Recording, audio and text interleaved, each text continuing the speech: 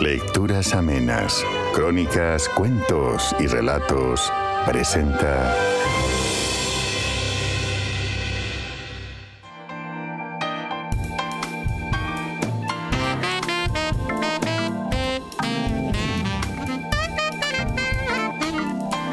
El hombre que atravesaba las paredes, de Marcel Aimé.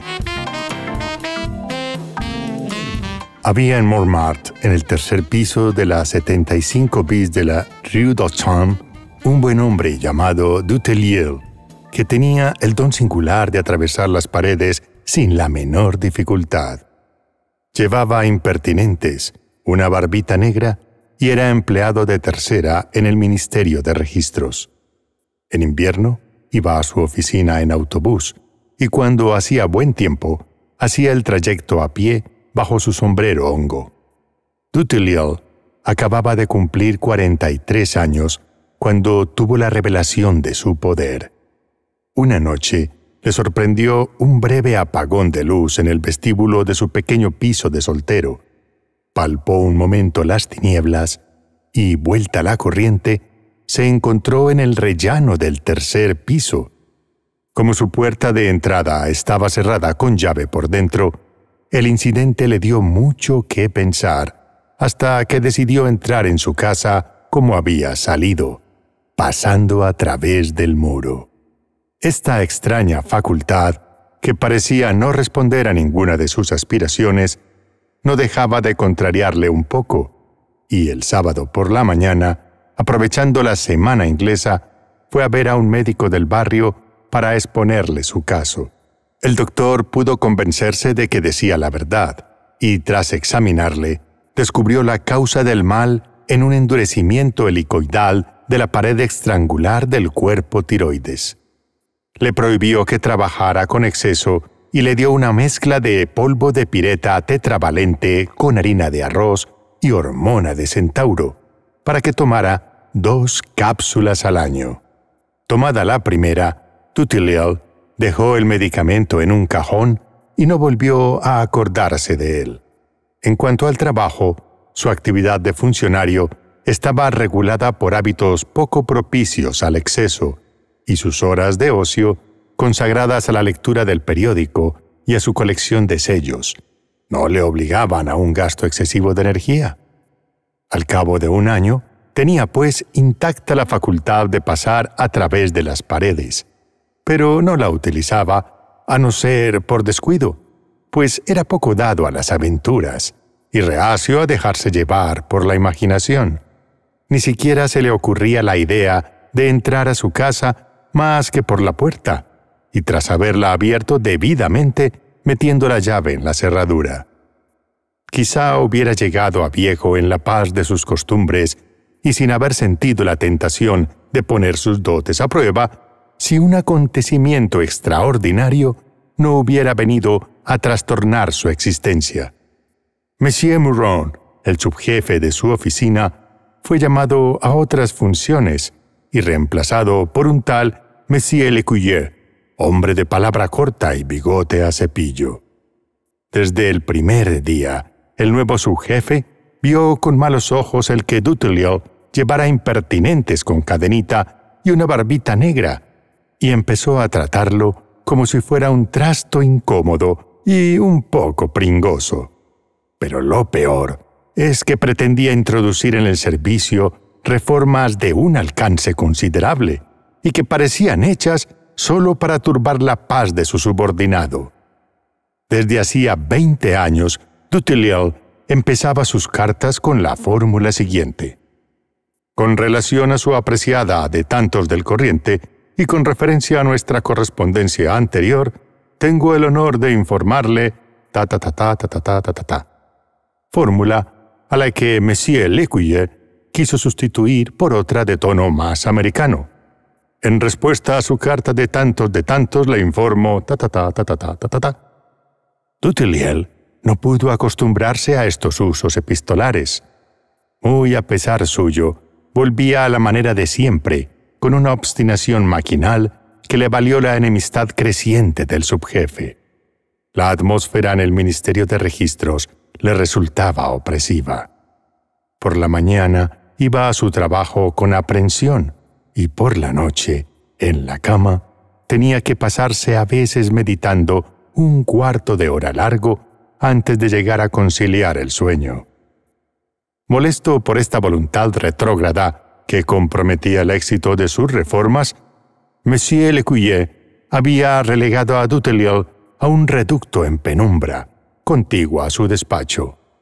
Se llegaba a él por una puerta baja y estrecha que daba al pasillo y que llevaba aún la inscripción en letras mayúsculas «Trastero».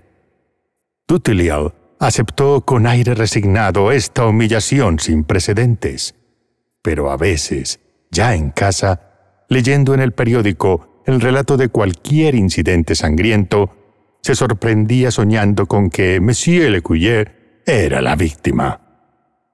Un día, el subjefe hizo irrupción en su reducto, blandiendo una carta y desgañitándose. «¡Haga el favor de rehacer este borrador! ¡Haga el favor de volver a escribir esta carta vergonzosa que deshonra a mi departamento!» Dutilleux quiso protestar, pero Monsieur Lécuyer, con voz tronante, le trató de cucaracha rutinaria, y antes de marcharse, tras hacer una bola de papel con la carta que llevaba aún en mano, se la tiró a la cara. Dutilleux era modesto, pero tenía su orgullo. De nuevo, solo en su reducto, se notó febril y de pronto dominado por la inspiración. Abandonando su sillón, penetró en el muro que separaba su despacho del que ocupaba el subjefe, pero entró con prudencia, de modo que solo su cabeza emergiera al otro lado. Monsieur Lécuyer, sentado en su mesa de trabajo, estaba desplazando con pluma aún nerviosa una coma del texto de un empleado sometido a su aprobación cuando oyó toser en su despacho. Alzando los ojos, descubrió, con indecible azoramiento, la cabeza de Dutilleux pegada al muro como si fuera un trofeo de caza. Pero esta cabeza tenía vida. A través de los impertinentes de cadenilla, clavada en él una mirada de odio. Y aún más, la cabeza empezó a hablar. «Señor», dijo, «es usted un granuja, un zopenco y un galopín». Boquiabierto de horror, Monsieur Lécuyer no podía apartar los ojos de esta aparición. Al fin, levantándose de su sillón, salió al pasillo y corrió hacia el reducto. Dutilleux, pluma en mano, estaba en su lugar habitual, en actitud apacible y laboriosa. El subjefe le miró largamente y, tras haber balbuceado algunas palabras, se volvió a su despacho. Apenas acababa de sentarse cuando reapareció la cabeza en la pared. «Señor, es usted un granuja, un zopenco y un galopín». A lo largo de esta sola jornada, la temida cabeza apareció 23 veces en el muro, y en los días siguientes lo siguió haciendo con la misma cadencia. Dutilleux, que había adquirido cierta habilidad en este juego, ya no se contentaba con cubrir de invectivas a su jefe. Profería también amenazas oscuras, exclamando, por ejemplo, con voz sepulcral, puntuada de risas realmente demoníacas: «¡El hombre lobo! ¡El hombre lobo! ¡Ja, ja, ja, ja, ja! Cuando lo ve, tiembla el demonio. ¡Ja, ja, ja, ja, ja!». Y al oír esto, el pobre subjefe palidecía un poco más, jadeaba, se erizaban sus cabellos y le fluía por la espalda un sudor agónico. El primer día adelgazó 1 libra. A lo largo de la semana, aparte de seguir adelgazando a ojos vista, tomó la costumbre de comer la sopa con tenedor y a saludar militarmente a los municipales. Al cabo de 2 semanas, llegó un día una ambulancia a su casa y se lo llevó al manicomio. Dutilleux, liberado de la tiranía de Monsieur Lécuyer, pudo volver a sus amadas fórmulas. Con relación a su apreciada de tantos del corriente, bla bla bla bla bla bla bla bla bla. Sin embargo, no estaba satisfecho. Algo en él se alzaba imperiosamente con una necesidad nueva que no era otra que atravesar paredes. Sin duda, lo podía hacer con facilidad, por ejemplo en su casa, donde por cierto no faltaban. Pero el hombre que posee dotes tan brillantes no puede permanecer mucho tiempo ejercitándolas sobre un objeto mediocre. Pasar a través de los muros no es cosa que pueda constituir un objeto en sí, es el punto de partida de una aventura que exige una continuación, un desarrollo y, en suma, una gratificación. Dutilleux lo comprendió muy bien. Sentía en sí una necesidad de expansión, un deseo creciente de realizarse y de superarse, y también cierta nostalgia que era algo así como una llamada a atravesar muros. Desgraciadamente, le faltaba un objetivo. Buscó su inspiración en la lectura del periódico, particularmente en los capítulos de política y de deporte que le parecían actividades honorables, pero al fin se dio cuenta de que no ofrecían ninguna salida a gente capaz de atravesar las paredes y se concentró en una serie de hechos que pronto resultaron como extremadamente sugestivos. El primer establecimiento que desvalijó Dutilleux fue un banco de la orilla derecha del Sena. Tras atravesar una docena de muros y tabiques, entró en la caja fuerte, se llenó los bolsillos de billetes y antes de marcharse, firmó su latrocinio con tiza roja con el seudónimo de El Hombre Lobo, añadiendo un párrafo muy hermoso que al día siguiente reprodujeron todos los periódicos. Al cabo de una semana, El Hombre Lobo se había convertido en una celebridad. El público mostraba sin reserva su simpatía hacia este desvalijador que se burlaba con tanta gracia de la policía. Cada noche se apuntaba a un nuevo éxito en detrimento de un banco, de una joyería o de un rico particular. Tanto en París como en provincias no había mujer, por poco romántica que fuera, que no soñara con pertenecer en cuerpo y alma al terrible Hombre Lobo.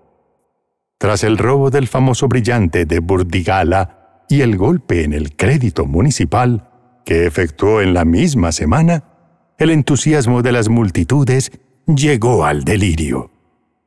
El ministro del Interior tuvo que dimitir, arrastrando en su caída al ministro de Registros.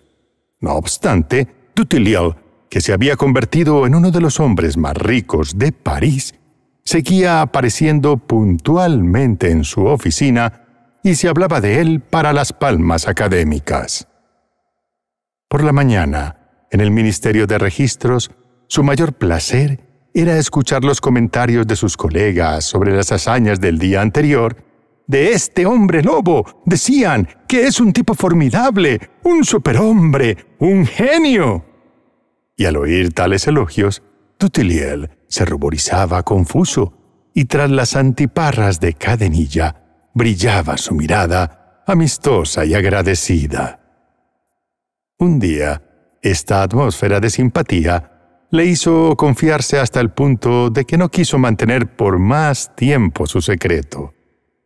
Con un resto de timidez, miró largamente a sus colegas agrupados en torno del periódico que relataba el desvalijamiento del Banco de Francia, y dijo con voz modesta: «El hombre lobo soy yo».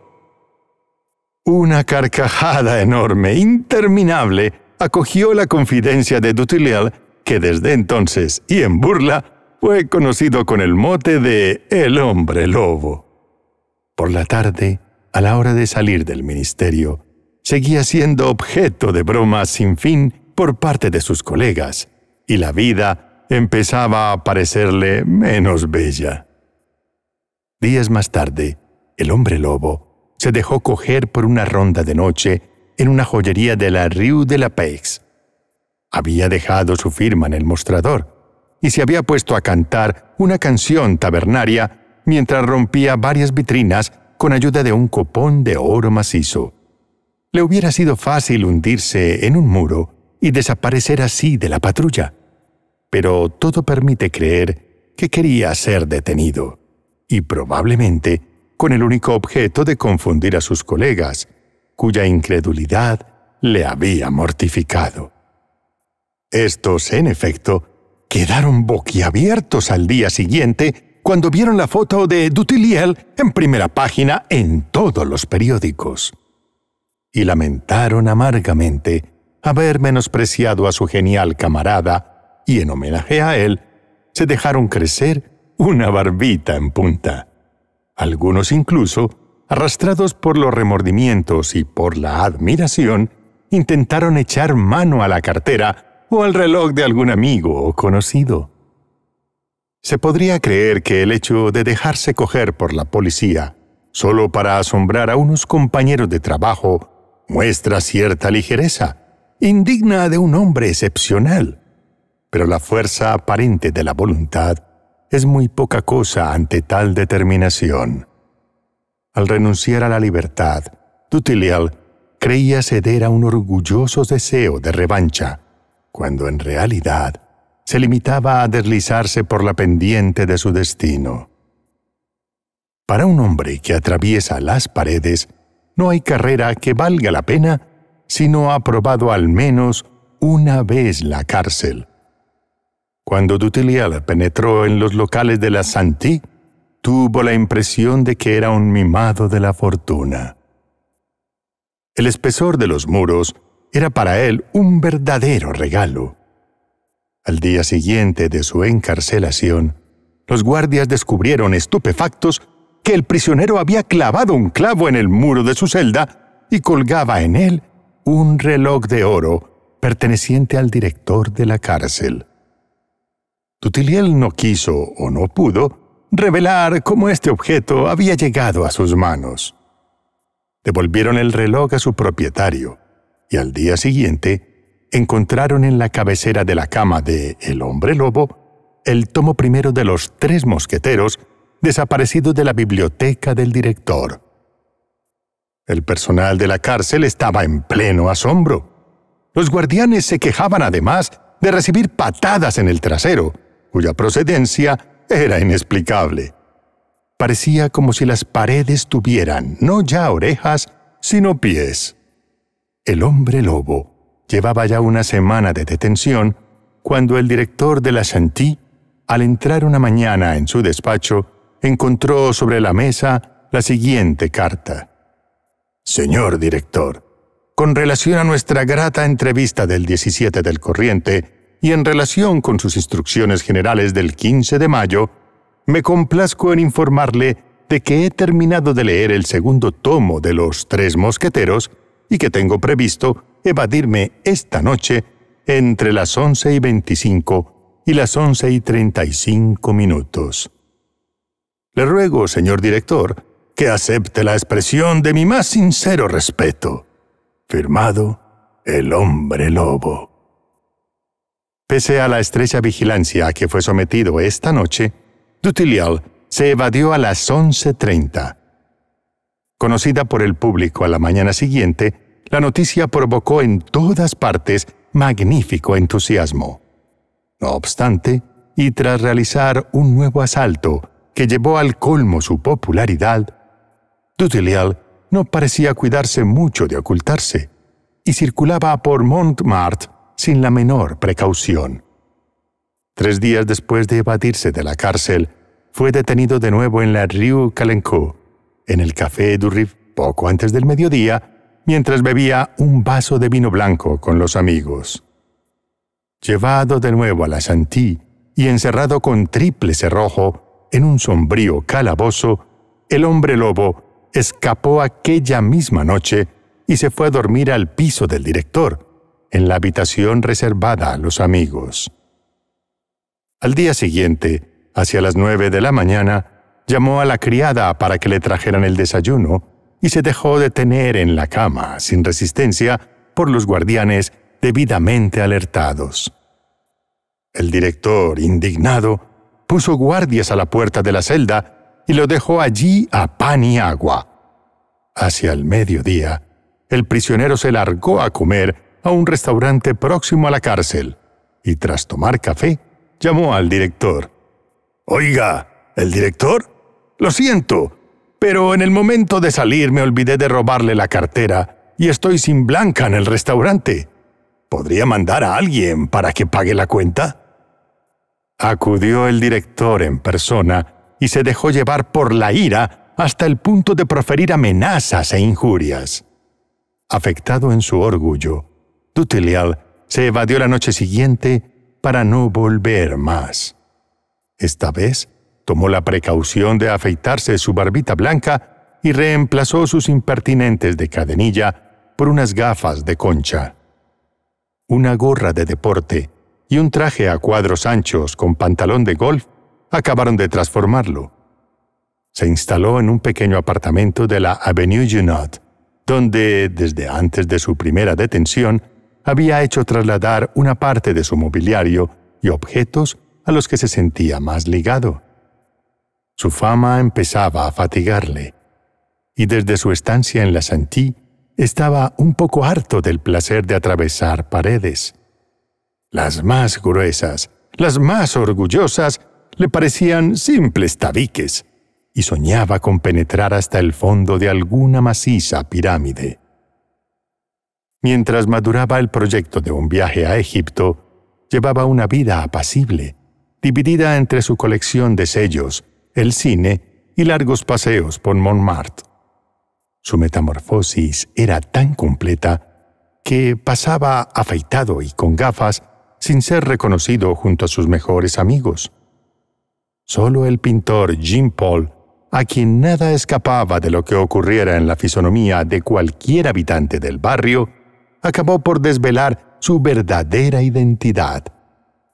Una mañana, en que se encontró de narices con Dutilleux en una esquina de la Rue de Brebois, no pudo contenerse y le dijo con su rudo lenguaje: «Oye, tío, por lo visto te bandas de peluquí pa' que no te magre la borda», lo que más o menos en lenguaje vulgar viene a ser: «Ya veo que te vistes con elegancia para que no te coja la policía». «¡Diablo!», murmuró Dutilleux, «¿me has reconocido?». Y quedó tan desconcertado que decidió apresurar su partida para Egipto. Fue por la tarde, aquel mismo día, cuando se enamoró de una belleza rubia, con quien se había cruzado 2 veces en un cuarto de hora en la Rue Lepic. Inmediatamente olvidó su colección de sellos, Egipto y las pirámides. Por su parte, también la rubia lo había mirado con mucho interés. Nada hay que hable más a la imaginación de las jóvenes de hoy como unos pantalones de golf y unas gafas de carey. Esto suena a director de cine, y empiezan de inmediato a soñar con cócteles y con las noches de California. Desgraciadamente, la bella, según se informó Dutilleux a través de Jean-Paul, estaba casada con un tipo brutal y celoso. Este marido suspicaz, que por otra parte llevaba una vida de desenfreno, dejaba abandonada a su mujer con toda regularidad entre las 10 de la noche y las 4 de la mañana, aunque, antes de salir, tomaba la precaución de encerrarla en su habitación con 2 vueltas de llave y todas las persianas cerradas con candados. Durante el día, la vigilaba estrechamente e incluso llegaba a seguirla por las calles de Montmartre. «Siempre como en Chirona, ya ves. El muy tronao no quiere que venga otro momio a picársela». Pero esta advertencia de Jean-Paul no hizo más que inflamar a Dutilleux.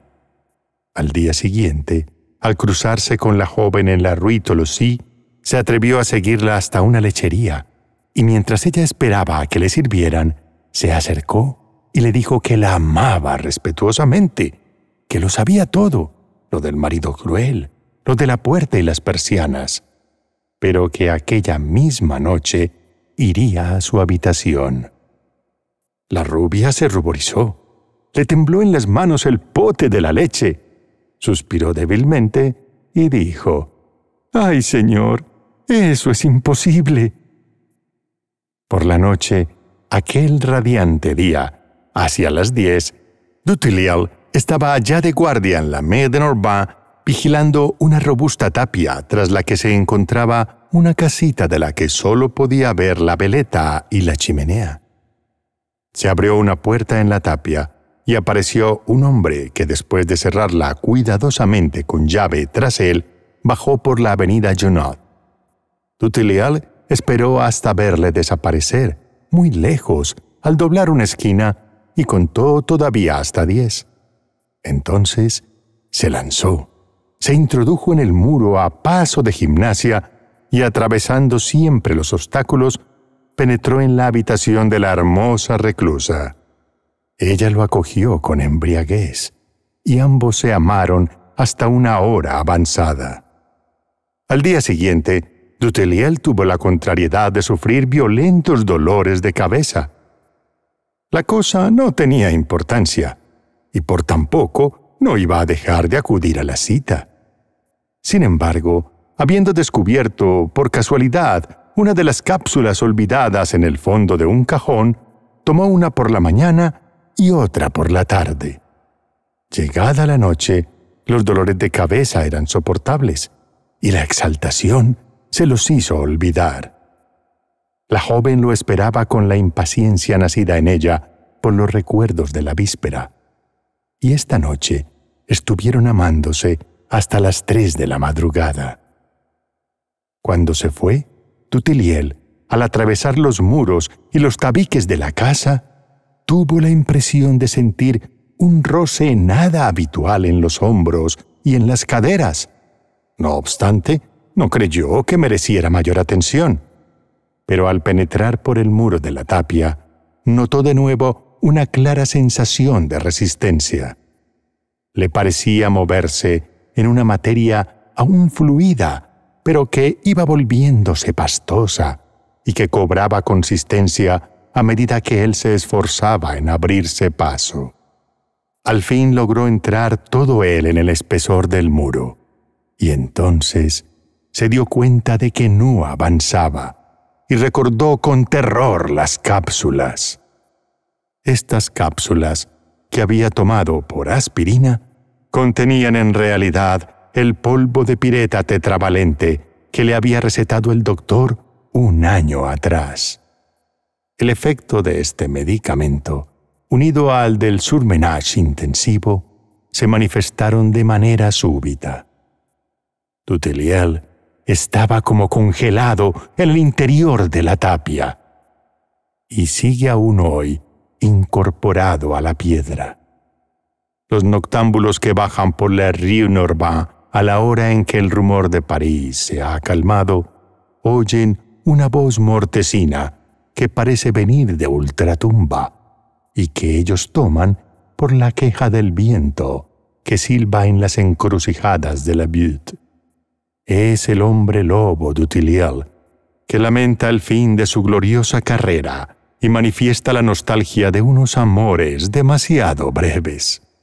Algunas noches de invierno, el pintor Jean Paul, descolgando su guitarra, se aventura por la soledad sonora de la Rue Norvins para consolar con una canción al pobre prisionero, y las notas que escapan de sus dedos entumecidos penetran en el corazón de piedra como gotas de claro de luna.